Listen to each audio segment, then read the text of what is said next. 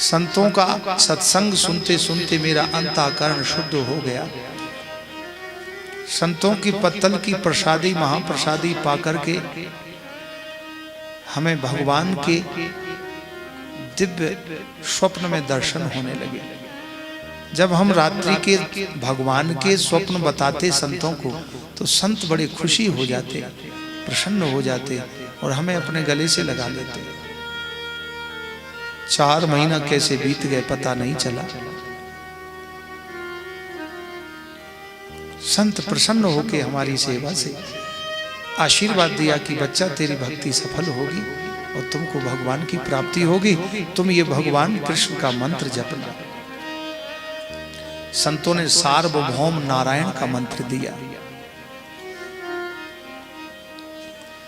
संत जब जाने लगे तो वो दासी पुत्र जो बालक थे चरण पकड़ के रोने लगे, महाराज अब हमारा जीवन कैसे कटेगा, हमें भी आप ले चलिए अपने साथ। संतों ने कहा बच्चा तुम अपनी माँ की सेवा करना, माँ की सेवा भी परमात्मा की सेवा।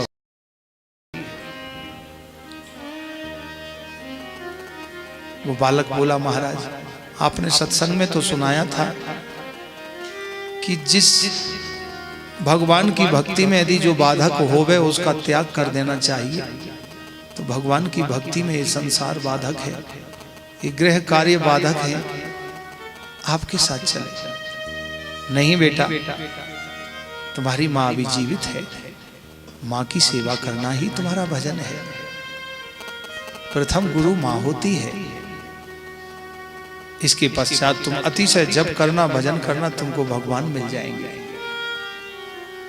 एक दिन की घटना, संत जब चले गए तो बड़ा दुख हुआ वो बालक को। संतों का चिंतन करता है, नित्य जप करता है, संतों की कथा का चिंतन करते हुए भगवान के ध्यान में रमा रहता है। संध्या का समय था, उस बालक की मां दूध दोहने के लिए जा रही थी। एकदा निर्गताम गेहात दुहंतीम निशिगाम पति, दुहंतीम निशिगाम पथि सर्पो पदास्पदा स्पृष्टा, सर्पो दशत्पदा स्पृष्टा कृपणाम कालनोदितः, कृपणाम कालनोदितः। संध्या का समय था, अंधेरा हो गया था। काला नाग कंडों के बिटे में से, कंडों के ढेर में से निकला और माँ को दिखाई नहीं दिया, उसके ऊपर पैर पड़ गया, सर्प ने डस लिया। डसते ही माँ का शरीर नीला पड़ गया।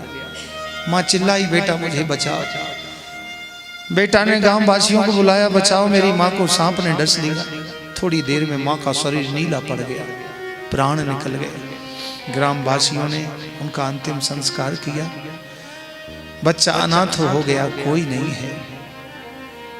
पीपल के पेड़ के नीचे बैठ के रुदन करता है कि मेरी माँ मिले तो भेजना। आकाश मार्ग से भगवान शिव और पार्वती जा रहे थे। माता पार्वती ने सुना ये छोटा सा बालक रो रहा है, नाथ चलिए उस पर कृपा कीजिए। शिव जी बोले देवी ये संसारी आदमी है, आपको किसी चक्कर में पाड़ देगा, चलो अपना भजन करो। नहीं नहीं महाराज, इसकी करुणा पुकार में जो ओज है, इसकी जो करुणामय भाव से जो पुकार रहा है, मेरे जैसी माँ को ही पुकार रहा है, आप चलिए तो सही। ब्राह्मणी ब्राह्मण का भेष बना के गए भगवान शंकर पार्वती। वो बालक रो रहा था। कहो बेटा क्यों रो रहे हो?